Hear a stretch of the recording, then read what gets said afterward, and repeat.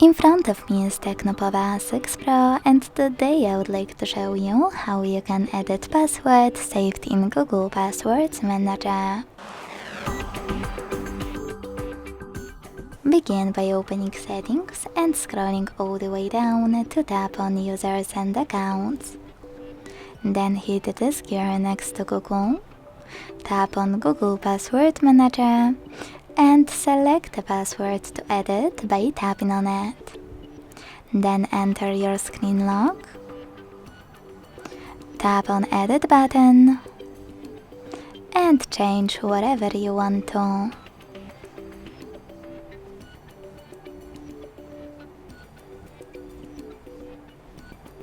When you're ready, hit save at the top right corner. Thanks so much for watching. If you enjoyed this video, leave a like, comment and subscribe. Bye!